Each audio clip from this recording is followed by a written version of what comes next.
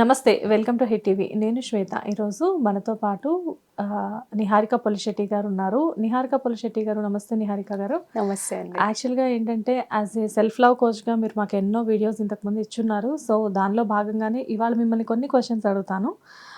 నిహారిక గారు, ఒక వ్యక్తి మీద ఎమోషనల్గా మనం డిపెండ్ అయ్యామనుకోండి, దాని పరిణామాలు ఎలా ఉంటాయి చెప్పండి. సో ఎమోషనల్గా డిపెండెన్సీ అని మీరే అంటున్నారు. డిపెండెన్సీలో ఉన్నంత కాలం ఎప్పుడు కూడా మనం వాళ్ళు ఉన్నంతసేపు బాగుంటుంది, మళ్ళీ వాళ్ళు లేనప్పుడు మళ్ళీ ఒంటరితనంలోకి వెళ్ళిపోతాం అనమాట. ఇప్పుడు నా పర్సనల్ లైఫ్లో నేను బాగా డిపెండ్ అయింది మా మదర్ మీద. ఎప్పుడైతే పెళ్లి జరిగాక ఇంకా మదర్ నుంచి నేను వేరే ఇంటికి వెళ్ళాను, ఆబ్వియస్లీ అక్కడ మనకి మన హస్బెండ్ కానీ అత్తమామలు కానీ మన పేరెంట్స్ ఇచ్చినంత ప్రేమని కానీ వాళ్ళ ప్రేమ వేరేలా ఉంటుంది. మన పేరెంట్స్ కొత్త ప్రపంచం కంప్లీట్ గా వేరే ఉంటుంది. వాళ్ళు మనల్ని ప్రేమిస్తారు కానీ వాళ్ళలా వాళ్ళు మనల్ని ప్రేమిస్తారు. సో అప్పుడు నేను చాలా ఒంటరితనంలోకి వెళ్ళిపోయేదాన్ని అనమాట. నన్ను ఎవరు అర్థం చేసుకునే వాళ్ళు లేరు, లేదంటే నేను ఏం చెప్పినా ఎవరికి అర్థం అవ్వట్లేదు, నన్ను ఎవరు ప్రేమించట్లేదు అనే దాంట్లోకి వెళ్ళిపోయేదాన్ని అనమాట. సో మెల్లిగా ఇంకా మా హస్బెండ్ కూడా నాతో ఎక్కువ మా హస్బెండ్ వచ్చేసి వర్కహాలిక్, చాలా వర్క్ అంటే చాలా ఇష్టం తనకి. తను చాలా 24/7 ఇంకా వర్క్ అని ఉండేసరికి నాకు బాగా ఒంటరితనంలోకి వెళ్ళిపోయేదాన్ని. సో నేను కంప్లీట్గా మా పేరెంట్స్ మీద లేకపోతే నా పెళ్ళికి ముందు నా ఫ్యామిలీ మీద చాలా ఎమోషనల్గా డిపెండ్ అయ్యానని నాకు ఆ టైంలో బాగా అర్థమైంది.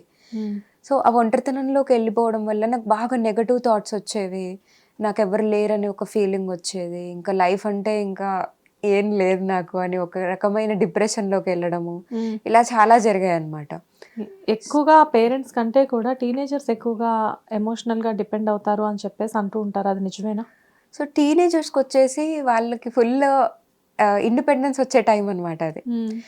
ఆ ఇండిపెండెన్స్ ఒకవేళ ఇప్పుడు యాజ్ అ పేరెంట్ నాకు నా బేబీ ఒకవేళ టీనేజ్లోకి వెళ్తే emotional attachment, proper secure attachment ఉంటే ఏం కాదు, ఓకే నాకు ఏదైనా ప్రాబ్లం వస్తే చెప్పుకోవడానికి మా మదర్ ఉన్నారు, ఫాదర్ ఉన్నారు, లేకపోతే నా సిబ్లింగ్ ఫ్రెండ్ ఒకరు ఉన్నారు అనే ఒక ఎమోషనల్ సేఫ్టీ అనేది మనకు ఉంటే it will be very happy.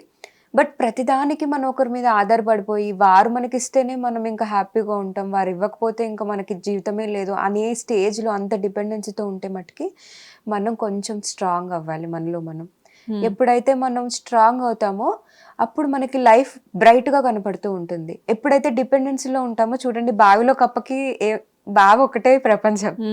మనం ఎమోషనల్గా ఎంత డిపెండ్ అవుతే మన ప్రపంచం అంత చిన్నగా అయిపోయి ఇంకా వాళ్ళు మనల్ని ఒక మాట అన్నా మనం తట్టుకోలేము, వాళ్ళు మనకు కొంచెం దూరమైనా మనము యాక్సెప్ట్ చేయలేము ఇంకా లైఫ్ని. అది ఇంకెక్కడికో వెళ్ళిపోతుంది, సూసైడ్ అనో ఇంకెక్కడికో వెళ్ళిపోతుంది. అంత డిపెండెన్సీలో నిజంగా ఎప్పుడూ ఉండకూడదు. డిపెండెన్సీ అంటే ఇక్కడ ఒక చిన్న జోక్, మేబీ ఇది నాకు జోక్ అనిపించింది కానీ బట్ అవతల పర్సన్ నుంచి చూస్తే వాళ్ళు కొంచెం ఎమోషనల్గా అయిపోయారు. అది నేను మీకు ఎగ్జాంపుల్ చెప్తాను. చెప్పండి. రీసెంట్గా నా ఫ్రెండ్ తన హస్బెండ్ని అడిగింది అనమాట, మనం మూవీకి వెళ్దాము అని చెప్పేసి.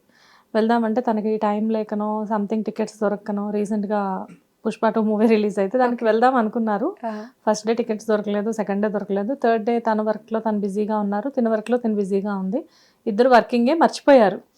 సో ఒక రోజున వాళ్ళ వైఫ్ సడన్గా కాల్ చేస్తే నేనే నీకు కాల్ చేద్దాం అనుకుంటున్నాను, ఇప్పుడే మా ఫ్రెండ్స్తో పుష్ప 2 మూవీకి వెళ్ళడానికి ఆఫీస్ నుంచి బయలుదేరుతున్నాను అని చెప్తే ఆ వైఫ్కి అక్కడ ఏం మాట్లాడాలో అర్థం కాక సరే అయితే అని చెప్పేసి ఫోన్ పెట్టేసి నాకు కాల్ చేసి నాకు చెప్పింది, నేను 3 times అడిగాను తీసుకెళ్ళమని, వెళ్దాంలే టికెట్స్ దొరకట్లేదని నాకు చెప్పి ఇప్పుడు వాళ్ళ ఫ్రెండ్స్తో వెళ్తున్నారంటే అక్కడ మెయిన్ ప్రయారిటీ నేనా వాళ్ళ ఫ్రెండ్సా అని చెప్పేసి తను నన్ను అడిగింది.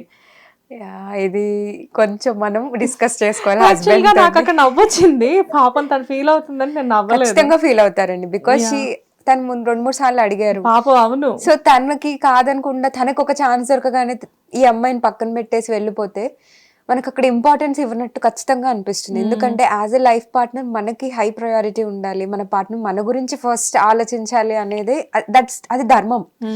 ఎప్పుడైతే వాళ్ళు మన గురించి ఆలోచించకుండా ఇంకా ఫ్రెండ్స్ అది వెళ్తారో వాళ్ళు అలా వెళ్ళడంలో మనకు ప్రాబ్లం ఉండదు, బట్ మనకి ప్రయారిటీ తగ్గించడంలో అక్కడ మనకి పెయిన్ వస్తూ ఉంటుంది. సో నాకు తర్వాత తెలిసిన విషయం ఏంటంటే, నాకు నవ్వొచ్చింది అన్నది అప్పుడు కాదు, యాక్చువల్గా నాకు తర్వాత తెలిసిన విషయం ఏంటంటే ఆఫీస్లో అందరినీ వాళ్ళు టీం మొత్తాన్ని వాళ్ళ మేనేజర్ మూవీకి తీసుకొని వెళ్ళారంట. It's different thing. It's different thing. So తనేంటి, తను ఎలా అర్థం చేసుకుంది, మీ మేనేజర్ తీసుకువెళ్ళా నువ్వు చెప్పొచ్చు కదా నేను నా వైఫ్తో వెళ్తాను అని చెప్పేసి, నువ్వు ఎలా వెళ్ళిపోతావు నన్ను వదిలిపెట్టేసేసి, నేను ఎవరితో చూడాలి మూవీ అని చెప్పేసి వాళ్ళిద్దరికి అలా ఆర్గ్యుమెంట్ అయిందంట. Okay okay. సో ఈ టైంలో తను ఏం చేయొచ్చు అంటే, ఓకే హస్బెండ్ ఇప్పుడు టీమ్ ని కాదనడం కూడా కరెక్ట్ కాదు, అందరితో వెళ్ళి ఎంజాయ్ చేయాలి, ఫ్రెండ్స్ తో ఉండాలని అందరికీ అనిపిస్తుంది. ఇక్కడ హస్బెండ్ ఏం చేయాలంటే తనకు ఒక మాట చెప్పి మన ఇద్దరం మళ్ళీ వెళ్దాము, నేను నీ కోసం మళ్ళీ కమిటెడ్ గా మళ్ళీ ఆ కమిట్మెంట్ చూపించాలన్నమాట.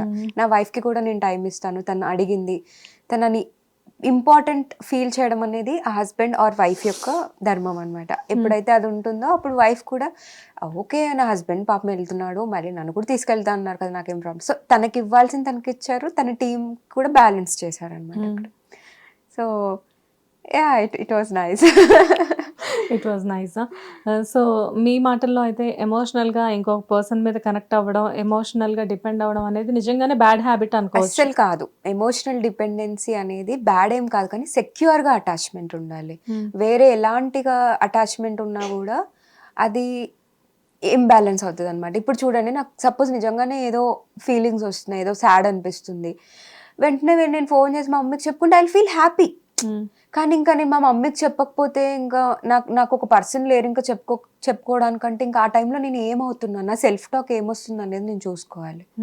ఇది నాకు నిజంగా పెళ్ళైన కొత్తలో చాలా అనిపించేది, చాలా నెగటివ్ థాట్స్ వచ్చేది. నా సెల్ఫ్ టాక్ ఎలా ఉండేదంటే, నీకెవరూ లేరు, నువ్వు వేస్ట్, నేను ఎవరూ ప్రేమించరు, నీకంటూ లైఫ్లో ఇంకేమీ లేదు, నువ్వు నీ పేరెంట్స్కి దూరం అయిపోయావు, నీ హస్బెండ్ ఏమో నేను పట్టించుకోవట్లేదు, ఇలా ఎన్ని థాట్స్ వచ్చేవంటే నాకు అది నిజంగా చాలా డిప్రెషన్లోకి తీసుకెళ్తాయి. సో మన నెగటివ్ సెల్ఫ్ టాక్ని మనం వెంటనే పట్టేసుకోవాలి. లేదు, ఐఎమ్ లవ్డ్, నేను ప్రేమకు అర్హురాలనే, మేబీ తనకి అలా ప్రేమించడం రావట్లేదేమో, లేదా తను నిజంగానే బిజీగా ఉన్నాడేమో.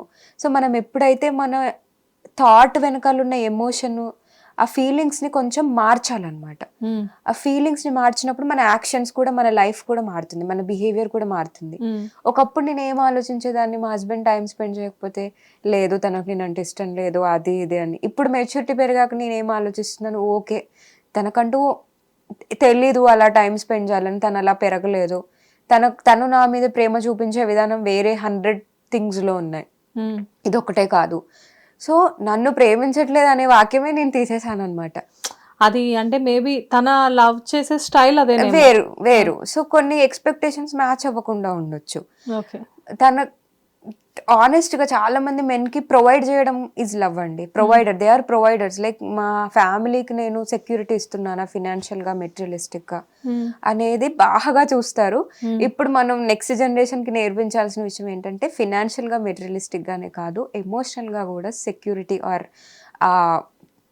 ప్రొవైడింగ్ అనేది ఎమోషనల్ గా కూడా ఉండాలి అని ఎప్పుడైతే మనం మెన్ కి నేర్పిస్తామో అప్పుడు చాలా విషయాలు సెట్ అవుతాయి.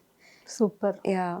సో నిజంగానే మీరు అన్నట్లుగా లైక్ అంటే మనం ఎక్కువ ఎమోషనల్గా కనెక్ట్ అయ్యి మనకంటూ తక్కువ స్పేస్ ఉంచుకుంటే, మీరు ఇందాక చెప్పిన బావిలో కప్ప ఎగ్జాంపుల్ అనేది డెఫినెట్గా వర్తిస్తుంది.